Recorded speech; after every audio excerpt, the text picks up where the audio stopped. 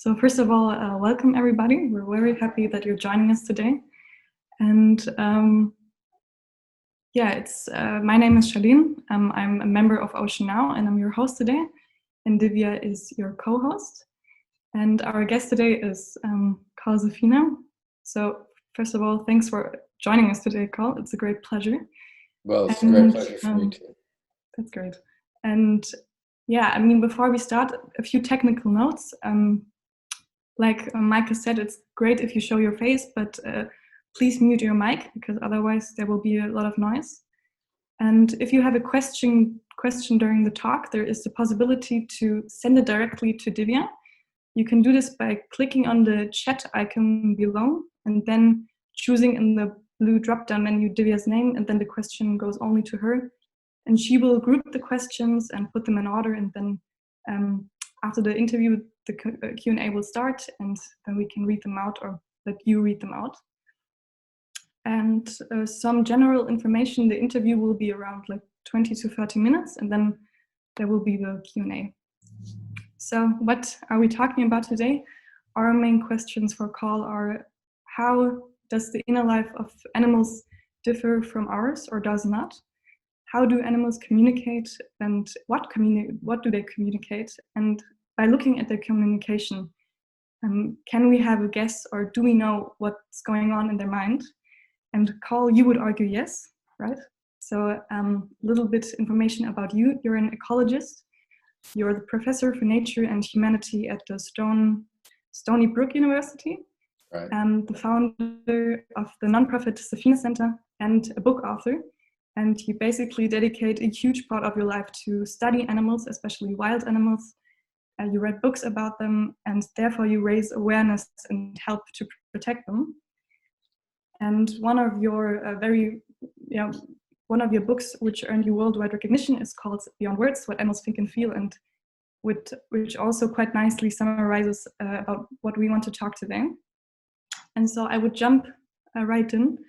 In the first part of your book, Beyond Words: What Animals Think and Feel, you went to Kenya, to the national park, Amboseli, is that right? Amboseli. Yes. Okay, thank you. And right. You went there to find out more about the elephants, and then you wrote, "I guess I'm here because I'm ready to learn, ready to ask, how are they like us? What do they teach us about ourselves?" And then you proceed, "What I don't see coming is, I have the question almost exactly backward.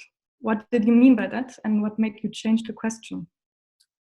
What I meant was that instead of trying to watch elephants and other animals in order to learn about humans, the real thing that you can learn is about elephants and other animals by watching them. You do learn a lot about humans as well, because everything in life is on a range. But we don't really focus on all the other species that we're here with on Earth. And we don't know who we're here with. We rob ourselves of the knowledge and enjoyment of having all of these other beautiful creatures in the world with us, because we really don't focus on them, or we tend to think that they're not even interesting unless they can tell us about ourselves. It's like being on a date and you only want to talk about yourself. And there's a joke about a man on a date saying, "Well, I've talked enough about myself. What do you think about me?" That's really the wrong question, right? The wrong question is, who are you? And that was the question I needed for the elephants and for the other animals. And once I had that question, then the doors opened and I started to really see and understand. Okay. So it's very interesting to see how, for you, I mean, at that point you already spend a lot of your life learning about animals, but like seeing them and meeting people who spend so much time with them obviously changed your mind as well. What do you think are like common misconceptions, or what do people miss about animals like elephants, for example? Well, because people really have no direct experience with almost any animal in the world, except maybe cats and dogs in our homes, we miss everything. We simply have no idea who they are or how they live. You can't know that unless you watch them for a really long time. If you can't watch them for a really long time, you can read about them from people who have watched them for a really long time. The people I was with the elephants in Kenya had been studying elephants and by watching their lives in the wild for 40 years. And the famous researcher Cynthia Moss said to me, after about 20 years, I started to suddenly realize what it is that they're cueing in on when they focus on each other and understand a signal and what the matriarch wants the group, the family, to do next. It took her 20 years to understand that. So most of us miss everything because we have really no direct experience with almost any other thing that lives in the world with us. Okay, and so, I mean, when you say like it took her 20 years to like see those cues of how the elephants communicate with the matriarch and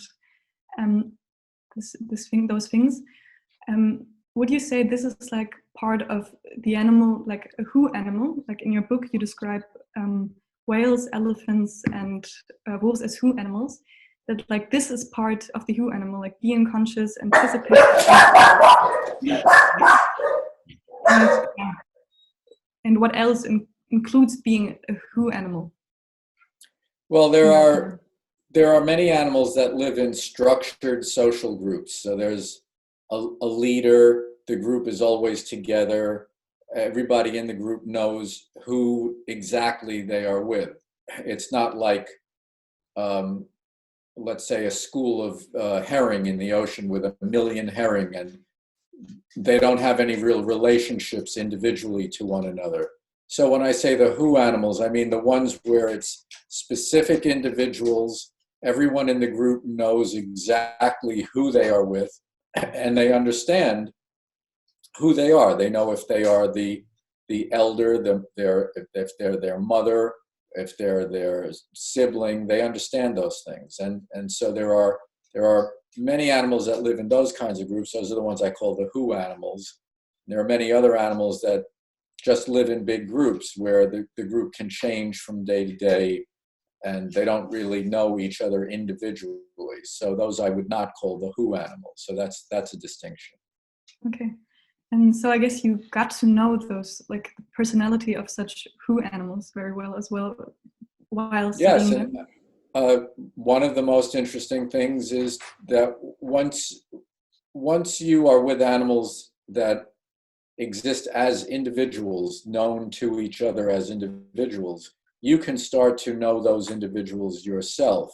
And you can start to see that, yes, they all have different personalities.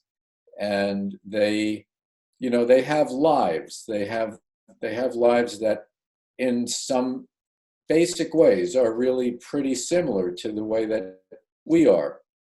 They may not have, like we have, we may have friends who have different jobs or go to different places, but basically our life consists of ourselves and our family and our friends knowing who they are. And this is very similar to the experience of these other animals. If you think of not modern humans in technological society, but if you think of hunter-gatherer humans in small groups, it's much more similar to that, to be an elephant or a sperm whale or a wolf, let's say, or a chimpanzee. Yeah. Maybe could you like share a story of such a personality? Maybe someone or a who animal which really impressed you or made you, I don't know, think about. Well, with elephants, the leader of an elephant group is the oldest female. The elephant families are led by females. The males, when they get to be adolescents, they leave and they live differently.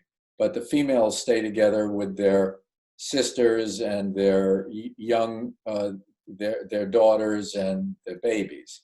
So when the oldest one dies, the next oldest becomes the leader. But in one family, the one who should have become the leader when her mother died, she was very indecisive. She never seemed to know really the best thing to do. She would make decisions that were not very good. And the other elephants just did not want to follow her. So they did not give her the authority to become the leader. And the family kind of split because a couple went with her and the rest of them didn't. This is not the usual way it is with elephants, but because they are intelligent and because they have individual personalities, they sometimes do unusual things, which is, again, a similarity to how people are. We might have somebody who, we should follow, but we decide we don't really like their judgment. And that's exactly what happened in this particular elephant family. So you would say they're conscious of what's going on and they're kind of reflecting on the relationship. They're certainly conscious of what's going on. I'm not sure what reflecting exactly means or how much they think about it before they decide, but they clearly just did not like following her. They didn't like the choices she made. And however they thought about that, whether it was reflection or an emotional feeling about the results of her choices, bringing them to a place and thinking, I don't really want to be here right now, or we should be drinking and you didn't bring us to the water. So I don't know what it was, but they did make that decision. Okay, and so it's kind of proving that animals, or a lot of animals, are not only existing out of, I don't know, food and then reproduction and what many people might assume, which I find very important. And like you said, it's important to see that we're not the only complex social animals that there are, but there are many others. I still want to ask you the question about the consciousness among animals, because I researched the topic quite a bit and I found that it's still polarizing. I mean, for a lot of people, it might be obvious that their dog is a sentient and conscious being. And also most of the, part of the scientific community seems to have agreed at least on the fact that a lot of animals like vertebrates, birds and octopuses can't be denied that something we call consciousness, as there's nothing unique to the human brain that would only enable us to have it. Right. And but still there are scientists who say, well, there are signs of consciousness, but there's no proof, there's no. And looking at your work, what is your point of view on this discussion? And I mean, I also wonder, how important is it even for us to know if an animal is conscious or not? Because it's also part of the reasoning of whether we should protect them or not. For example, a bee might be very different from us and it probably doesn't have something like a consciousness or a mind. But if we don't protect it and it gets instinct, then the whole system is at risk or breaks down. So right. What's your opinion on that? Well, one of the main problems with this topic is that different people mean different things when they use the word consciousness. So I think part of the reason that people argue is that they're not having the same conversation. One person is using it to mean one thing, another person is using it to mean another thing. When I say conscious, I mean it in the way that you would use it to refer to getting total anesthesia. If you've ever had total anesthesia, you stop feeling anything, you stop thinking anything, you're completely disconnected from the input from your senses, and you don't have anything that feels like anything. So the definition of consciousness that I use, which comes from one of the neuroscientists whose work I like, he says consciousness is the thing that feels like something. So if you can feel something, you're conscious. I think that's different than another thing you said about whether you even need to know this in order to have an ethic of protection. No, you don't need to know that in order to have an ethic of protection, because I don't think that trees are conscious. Some people do.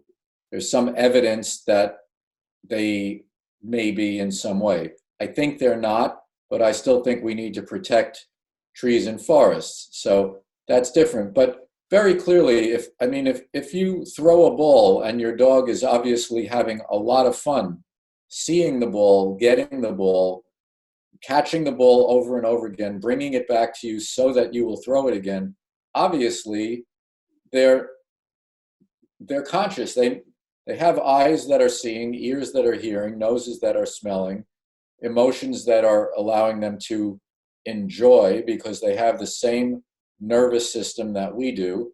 They have the same neurotransmitting chemicals, the hormones that create moods and motivations in us. They have all of that stuff. What there is a lack of evidence for is that they don't have any consciousness, because all of the evidence, the external evidence, the behavioral evidence, the evolutionary evidence, the internal evidence, the chemical evidence is all that, yes, they have consciousness like we have consciousness. Do they experience the world in exactly the same way? No, they don't. You don't experience the world exactly like I do. They have a better sense of smell. They have not as good a sense of sight, but they see and they smell. And we know people who can't see as well. I mean, I wear glasses now. I didn't used to when I was young. That has nothing much to do with whether I'm conscious or not.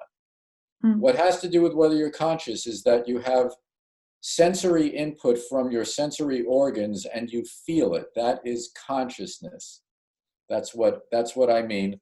And almost all animals have consciousness at some level, it seems. Certainly all vertebrates. We're built essentially exactly the same.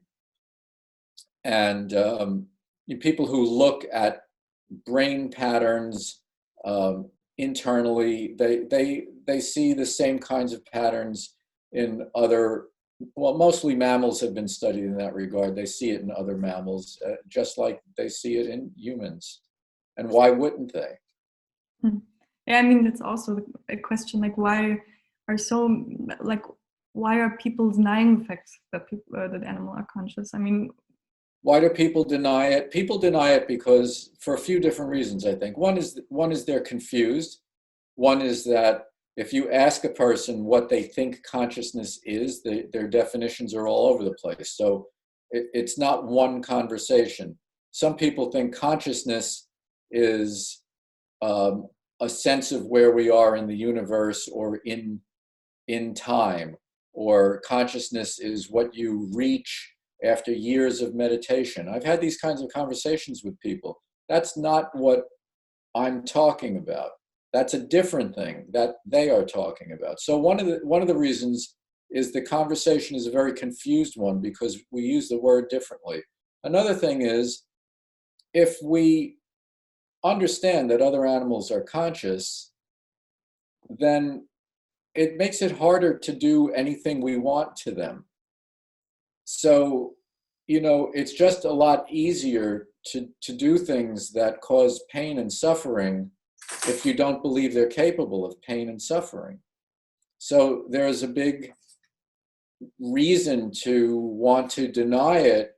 Otherwise, you would feel guilty for doing things like eating meat, for instance, or the way that farmed animals are kept while they're alive, which is really in many ways worse than we kill them. We kill them better than we keep them alive in many cases.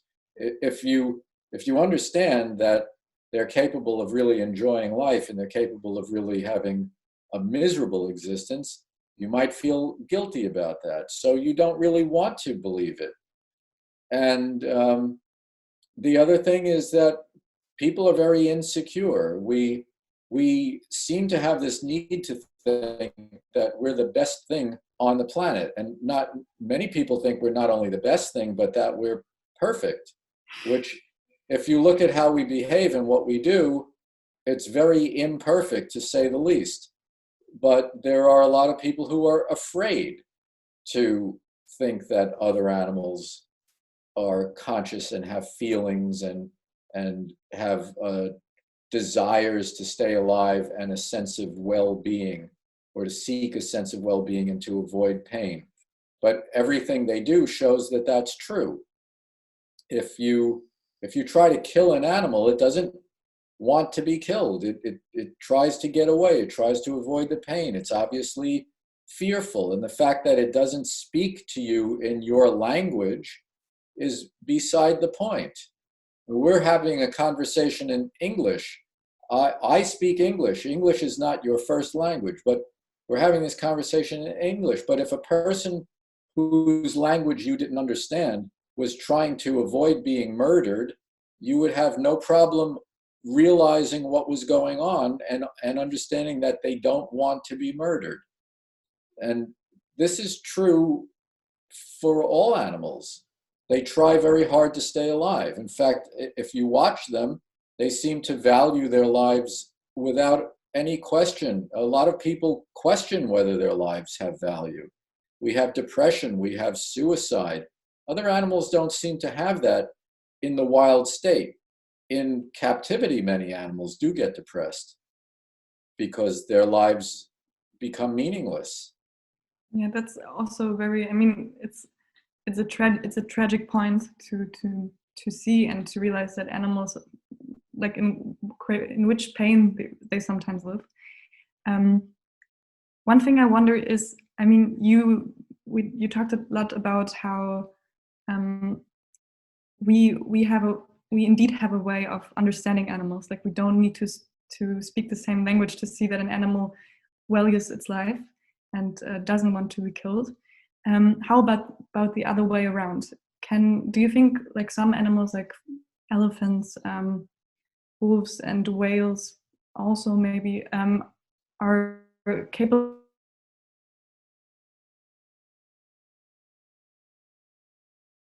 In what sense do they have the capacity of empathy and compassion?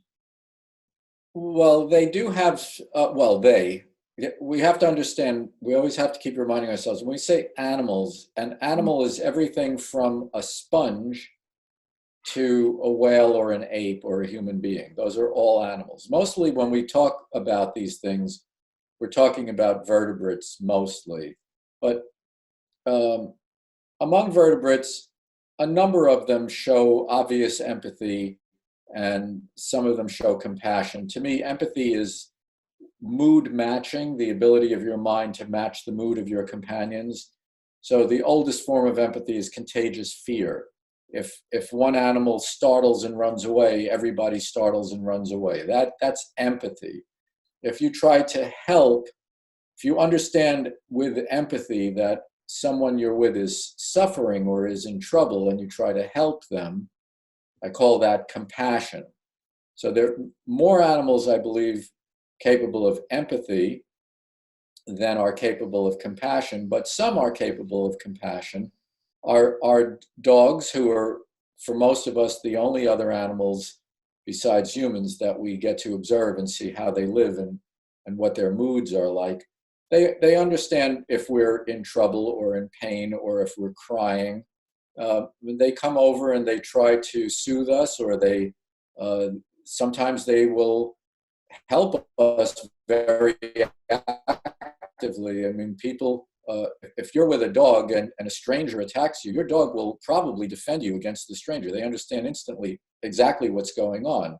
That's both empathy and compassion and intelligence. So there's a whole range of these kinds of things among different animals.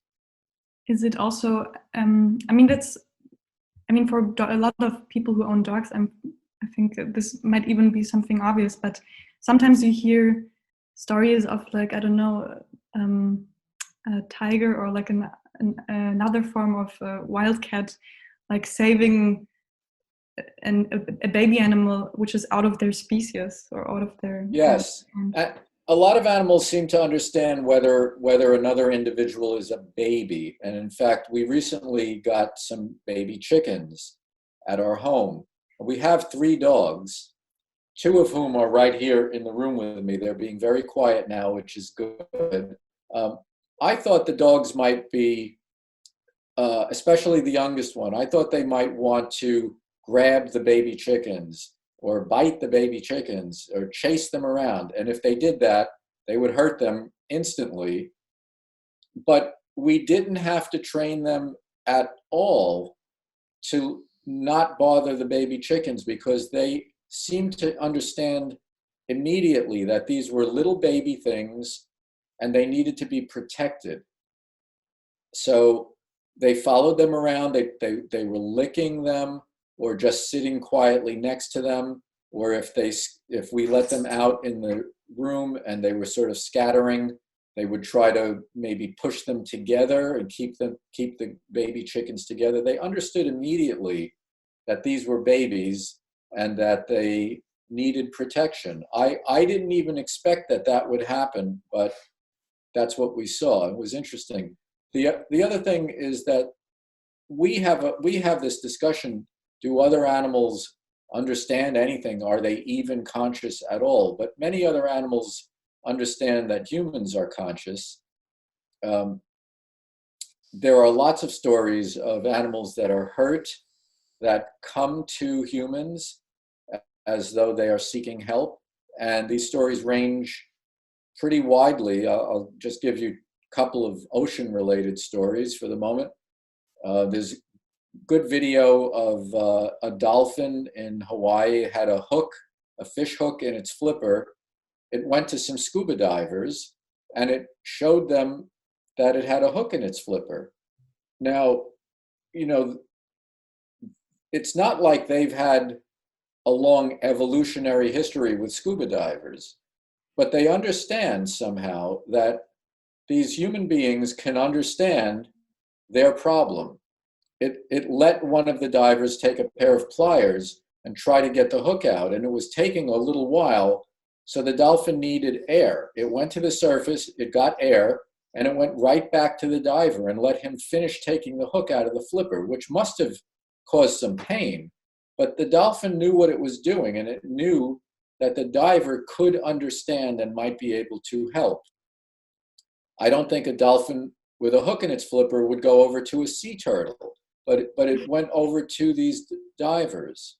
Another thing that is, in a way, even more surprising, because we so underestimate the minds of other animals, manta rays of all things that have been tangled in fishing nets and fishing gear have on a number of occasions gone to divers and stopped and let the diver cut that stuff off of them.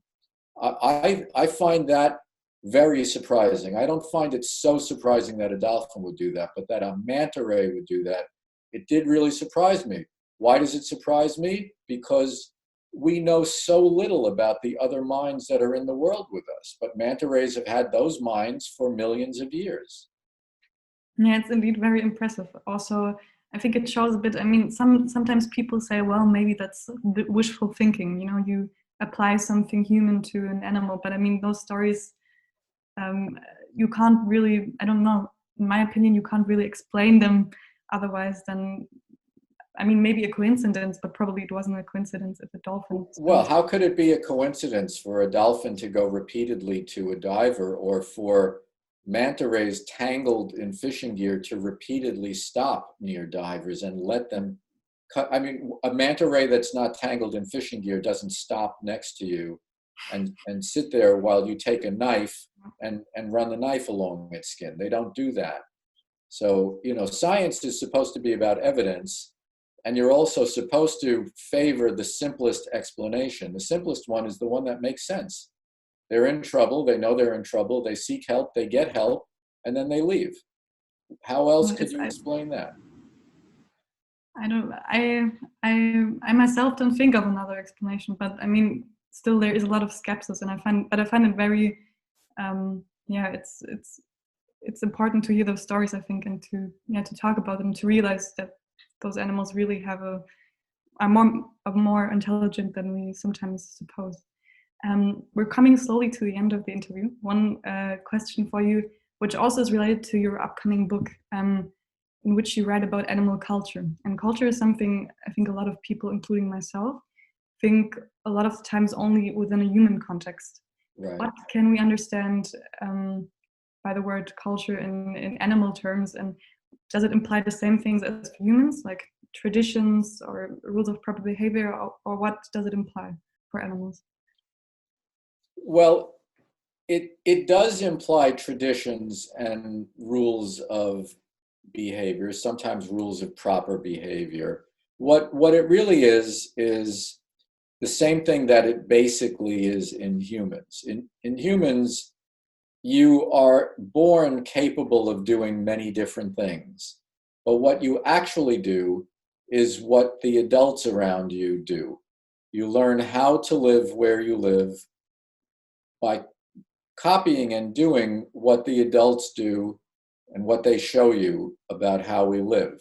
So in humans, culture is languages, which differ, dress, which differs, manners about how we do things that differ, foods, what is food and what is not edible. Many people in the world eat things that we would never eat, and vice versa. We eat things that some other cultures do not consider edible food.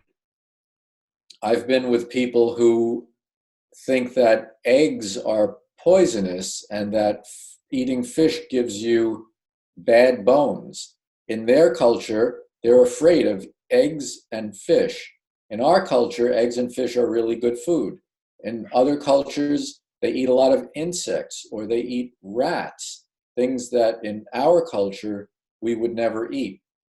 In the culture of other animals, there are similar kinds of things that count as food in one place that in another place they don't eat. But the point is, they learn it from their elders, and they learn vocal dialects. We have languages that differ. They have, in many birds and some mammals, they have dialects. They have behavioral things about how to do courtship dancing or the kinds of songs and calls that are used for attracting a mate.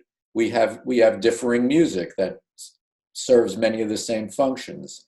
So in a lot of ways, fundamentally, basically, culture is the same thing in different species. The details are totally different, and the kinds of culture humans have is totally different. But the culture we have is culture we learn from the culture we grow up into, and that's the same for quite a few other species as well. So that also means, like, for example, that like one group of animals, like one group of elephants, does the one thing because it's part of their culture, and another one doesn't. Like, for example. Yeah, like for instance, elephants that live where it's very wet, they know where the water is. They go to the same water repeatedly. They don't have to worry too much about that. Elephants that live in deserts, they may have to walk 40 miles to water. They learn where the water is by following their elders to the water, and that's the tradition of the culture of those elephants. It's not something that they are born with. It's not something that they would know if somebody a long time ago had not found that water and led others to there, so that generation after generation, they know that they don't get to go for a drink every day. Every few days, maybe, they go to where the water is, a great distance away, but other elephants will go twice a day to the water. So if you moved them back and forth, if you took the elephants from where there's a lot of water and you put them in the desert, they would probably die because they don't have a desert culture. Same is true of people. If you took yourself or myself and dropped us in a desert, we would probably die. But there are many desert cultures among human beings where they know how to live in the desert. They know what plants contain the water.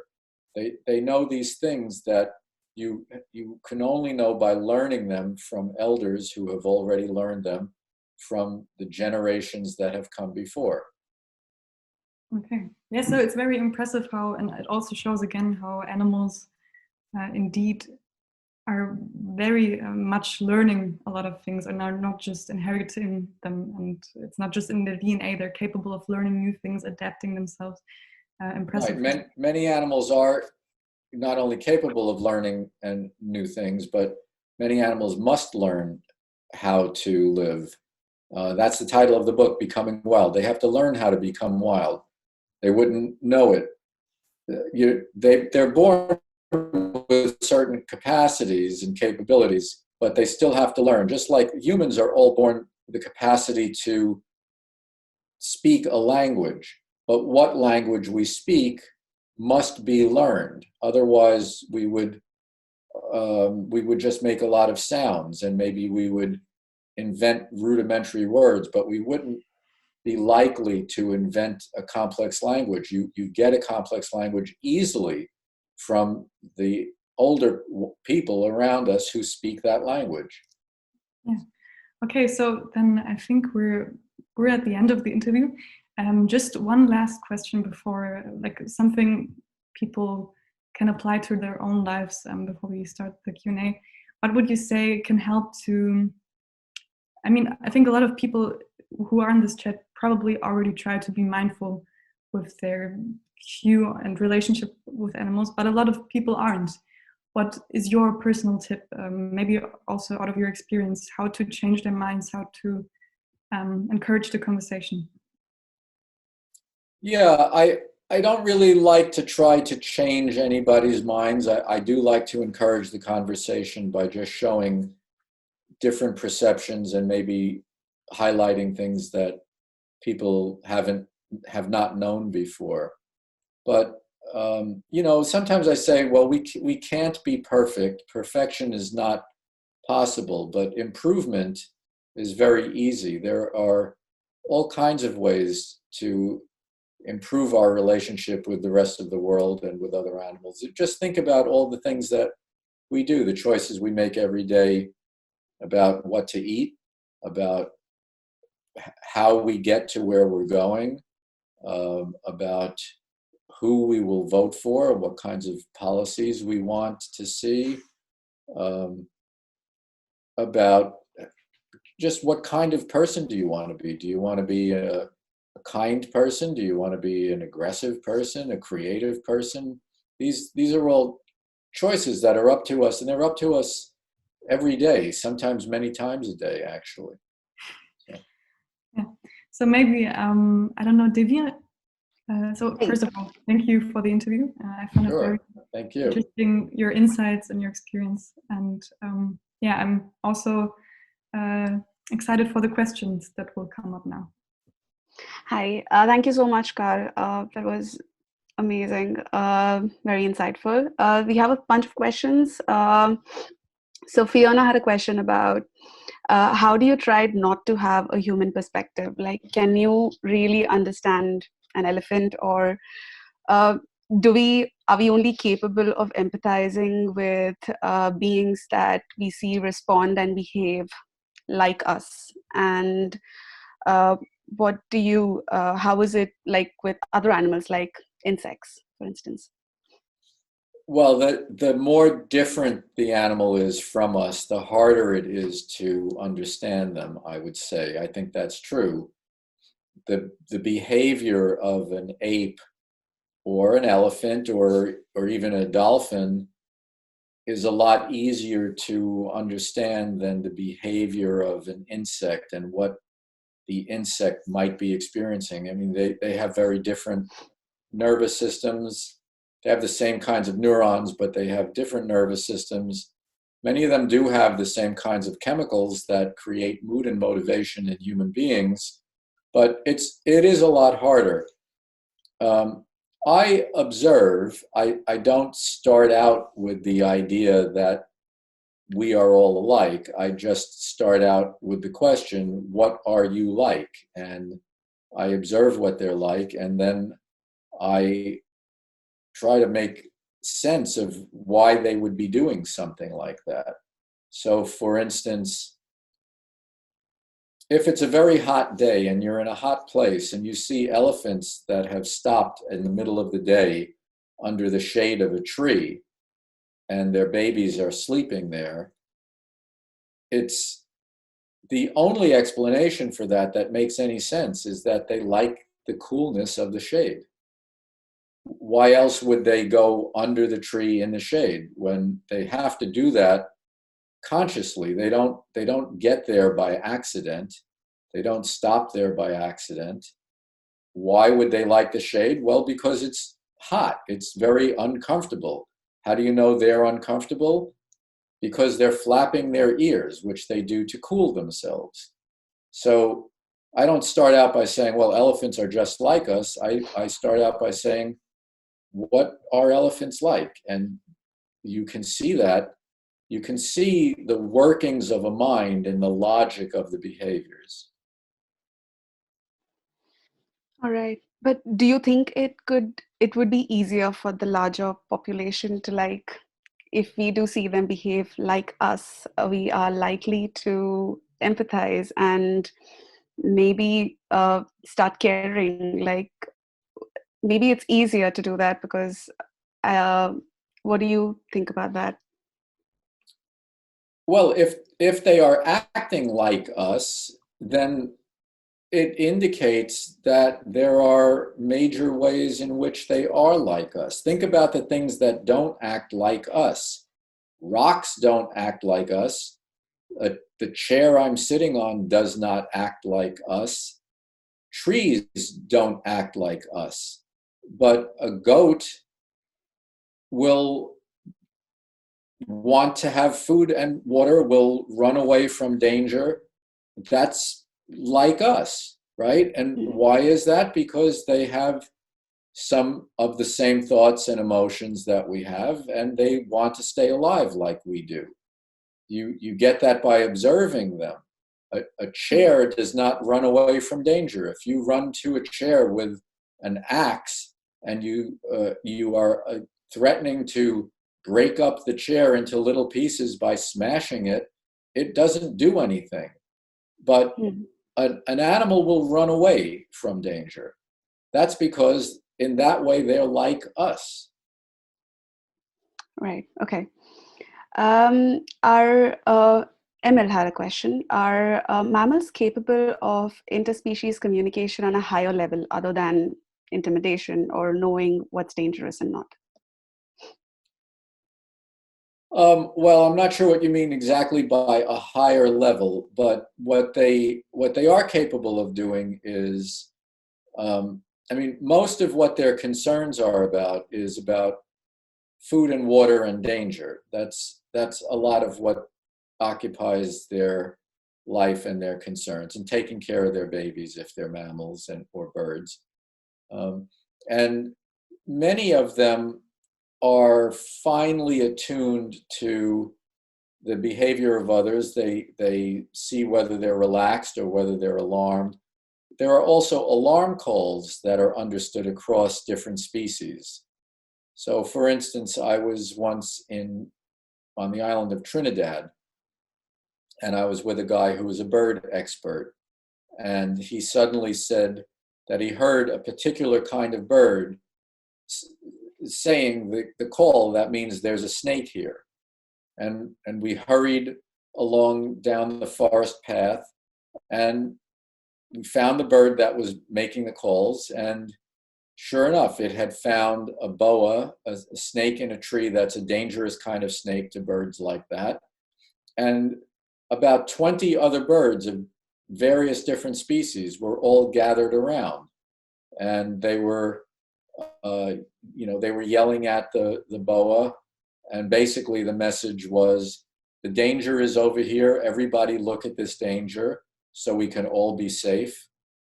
And essentially trying to let the snake know, we all see you, so you might as well leave because you can't surprise us now. You've been discovered. And this was something that was communicated across those species.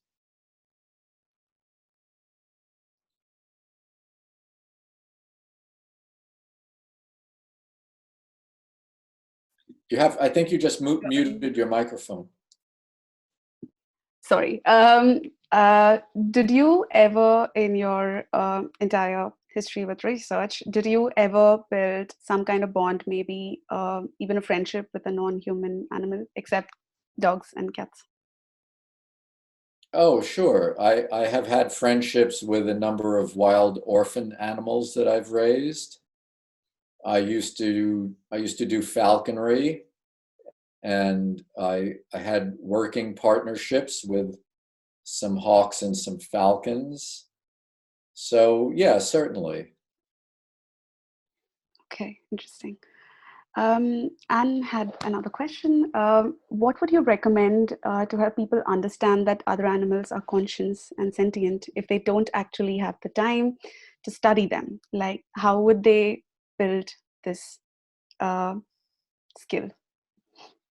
Yeah, well, I think that's part of the reason that I write books, because I know that most people don't have the time to study them. So I write these books. There are a number of naturalist writers who are very good and have come out with, all the, well, much of what I know, I've I've learned by reading, and much of what I know I've learned by experiencing it or observing it myself. But when I guess a good example simply is in the books that we're talking about that I've written, Beyond Words and Becoming Wild, just those last two books, they each have hundreds of references at the end of scientific papers that I've read to gain an understanding of what it is I'm exploring here, books that I've read to gain an understanding of what it is that I'm trying to understand. So everybody should be able to do that. And I mean, books have been around for a long time because they are really amazing ways to transmit experience and knowledge. And if you can't do it yourself, you can read about it. But many of us also, I think a lot of people think that you have to go to a very wild place to see animals. And you don't have to. There are birds that live in cities.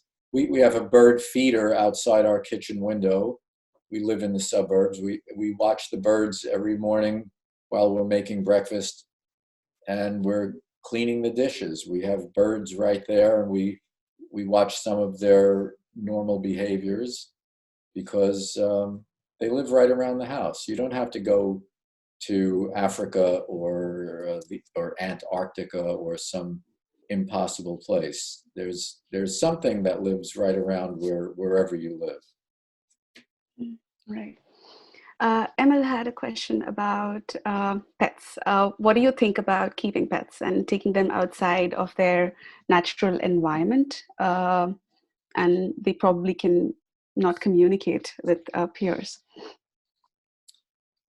Well, I've had a number of wild animal pets, and I've become increasingly uncomfortable with taking most of them out of their real lives, their normal lives. In the last few years, we've had some orphaned wild animals that we've raised, and we managed to release them. And that's been a really great experience because we release them very slowly, and they go on their own schedule. They become more and more independent from us. We don't just take them somewhere and open a cage and drive away. We've done it at our home, and they've become increasingly, well, they've become wild on their own, like the title of my recent book. Right now, we have a small owl called a screech owl, native to our area in Eastern North America. And it was a little orphan that had fallen out of a nest. Somebody found it. It was almost dead. They couldn't see where the nest might be. So they brought it to somebody who was a rehabilitator of wild animals. She brought it to us, and we raised this baby owl. It had a slight developmental problem that caused me to keep it in a large outdoor cage for a year. And then we slowly let it out. I was afraid that it would just disappear right away. It disappeared for 1 week, and then it came back. It's been living right in a tree right next to our kitchen window. It's been living there since September. All winter, it would follow me around the yard at night. If I went out at night, it would always hear me, find me, come over to me, sometimes land on me. But in the last 2 months, she has found a wild mate, and she's still completely tame, not at all afraid of me being right nearby, but she's no longer interested in me. Now she's normal, she's becoming wild. She's oriented to the mate. She looks for him, she calls him.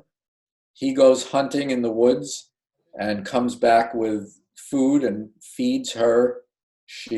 They're going into a nest box that I put up, and she's getting very close to laying eggs. In fact, I think today she might have laid an egg, because last night she did not spend this morning she was not in the normal roost that she's been sleeping in during the day, every day since September. She's not there, but the mate is there. So I think she's in the nest box. I think she's starting to lay a clutch of eggs. So that's been a really, really great experience. Very interesting. If which animal in your experience has had the most complex level of communication, like would have been able to organize in groups, or other examples like that? Of the ones that are known, I would say that orca whales, killer whales, maybe have the most complex communication. Maybe some other dolphins as well.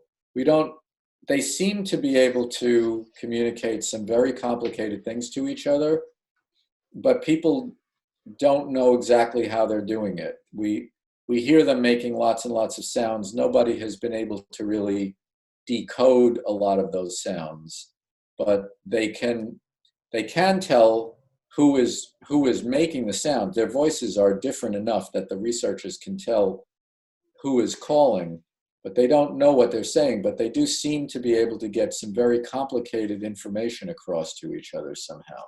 So I would say probably those whales. Okay. Tanguy had a question.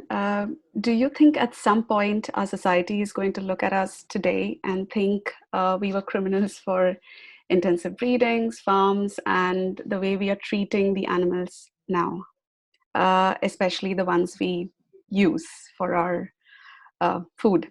And do you hope for that, like that this is viewed, that society will reach a place in the future where we will view this as something abhorrent? Well, in the history of humankind, whenever we have advanced empathy and compassion and kindness, we always look back and think that that was an advance. And whenever we've advanced brutality and cruelty and violence, we always think that that was a bad time. So yes, I do hope that there is a time when we treat all humans and all living things with as much kindness as is humanly possible. Yes. And a follow-up to that would be, in this future, like, what do you hope our society will move towards, and how do we get there? Well, there's a few things. Mainly what I hope is that there are far, far fewer people on Earth, because 7 billion right now. Well, first of all, the world population of humans has tripled in my lifetime. When I was born, there were 1/3 the number of people there are now. And nobody said, the main problem is we don't have enough people. People were already talking about there being too many people.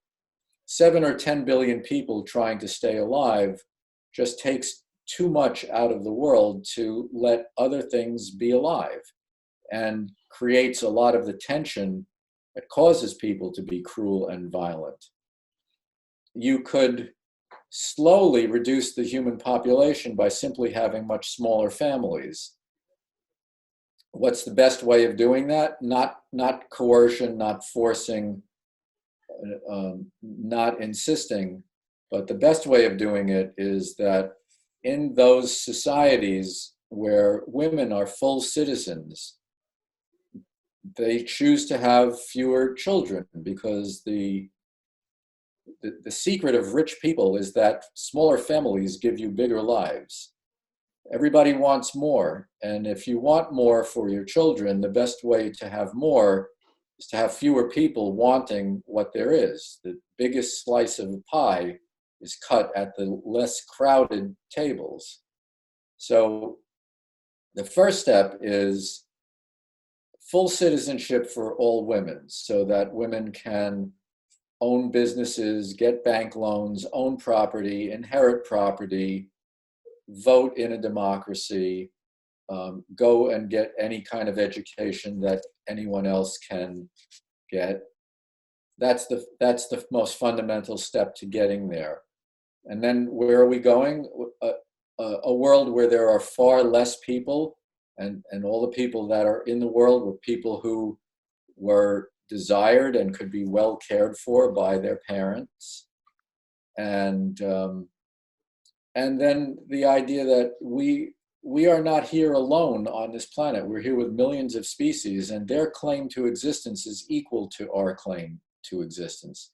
They were here, we are here, the claim is equal.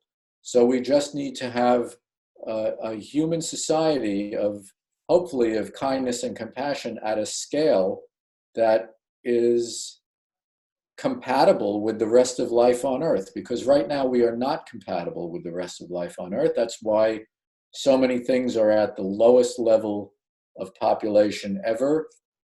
So many habitats are the most degraded and the smallest that they've ever been. And we have all of the tension and strife and mistrust and hatred that we still have in the world. So we have a long way to go, but I think it's easy to see where we could go that would be much better, and how we could get there. That would be a gentle way of getting there. That would actually be the path to it is more justice and more kindness and more freedom for everybody. Sorry, just a short interruption, maybe because we're a bit over time. Yeah.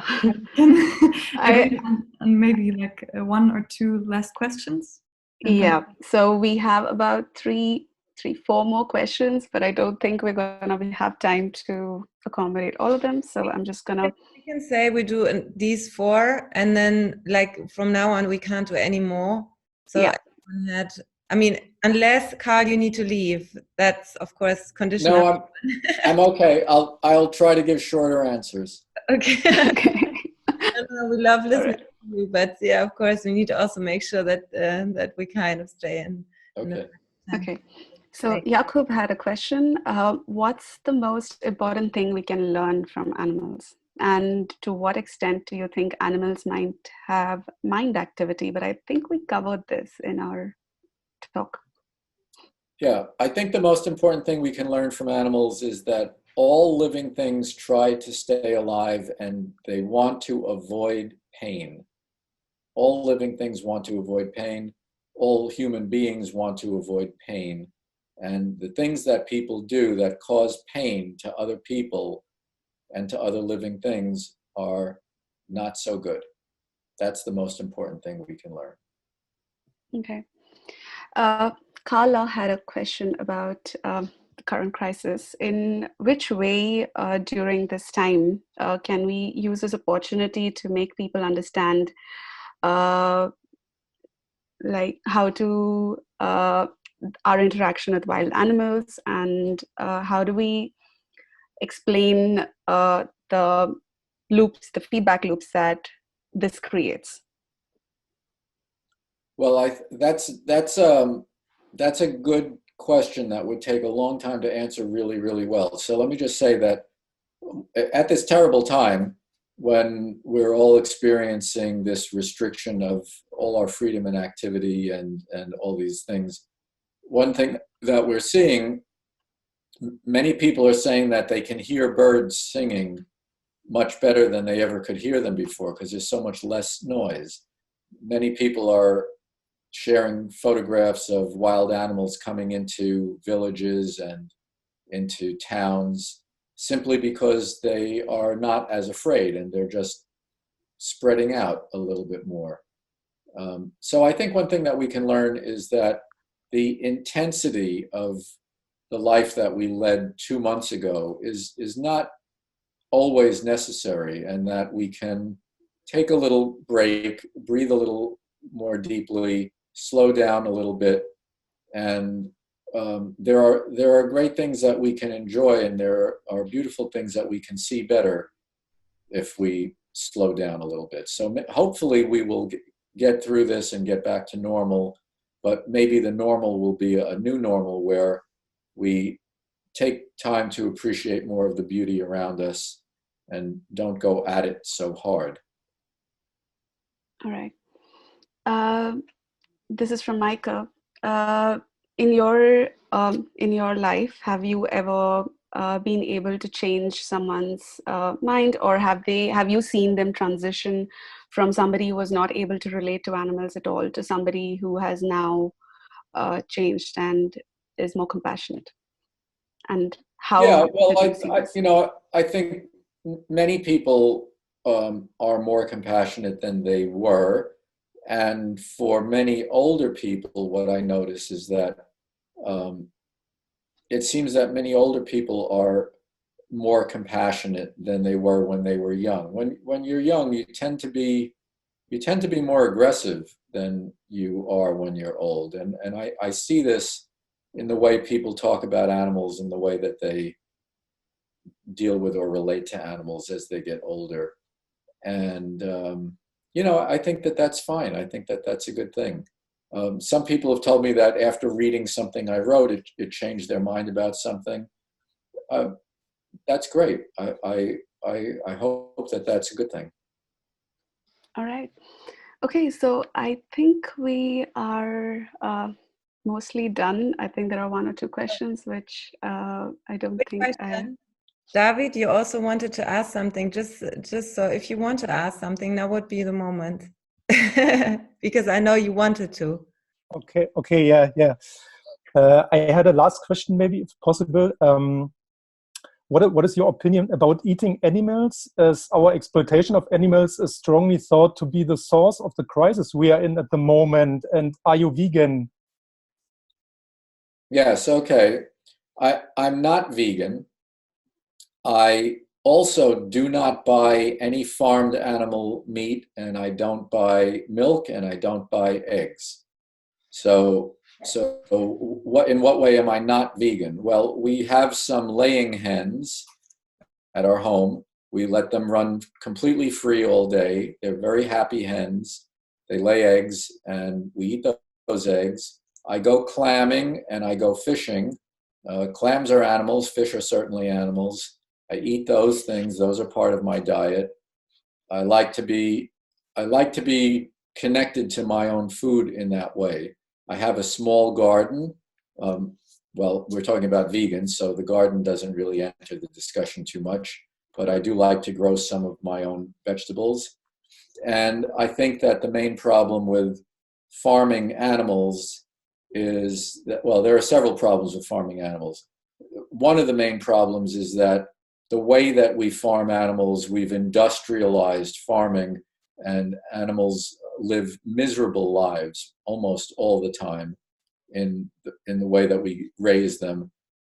As I said earlier, they live much worse than they're made to die. We have humane laws about killing them humanely, and we don't have good laws about letting them live humanely for the most part. There are variations, and there's a lot of different kinds of farming, but for a lot of the farming that we do, it's really miserable. Also, in order to feed all these billions of mammals and chickens that we raise for our food, we cut down enormous amounts of forest to grow things like soybeans and other grains. We overfish the small fishes of the ocean, which are the food for everything else in the ocean, to create feeds for animals that we farm. So it's ecologically very destructive. It creates a tremendous amount of misery. And for that reason, well, those are the bad things about it. So, you know, however people make their choices, those are real aspects of our food system. I think they're very unfortunate aspects of our food system. Thank you. Thank you. Okay, so great. I think we're at the end of our Q&A. First of all, thank you for answering all those questions. I found it very interesting. Good. Me too. And yeah, because we're at the end, maybe Carl, do you have like some last words? I don't know, something you want to end this conversation on? Well, I think we've covered it really nicely. I think that it's really important for human beings to realize that we are one of millions of species on this planet. Many of them have been here for far longer than we have been here. And humans are extraordinary, but we are far from perfect. There's a lot about what we do and how we do it that could be much, much, much better than it is. We could make a much better deal with the rest of the world, the rest of humanity, and the rest of the living world than the way that we are right now. So that's good, I think, that we can easily see how things could be so much better than they are. Yeah, and to realize that it's important to talk about that. So thank you very much again for joining us today. And yeah, on this note, I would recommend we end the chat room, and thanks again for joining us. Okay, thank you. It's really been my pleasure. Thank you, Carl. Thanks. Thank you. Thanks, everyone. Thank you all very much. It's really been an honor to be with you today. Wonderful. Thank you. All right. Bye-bye. Bye. Bye-bye.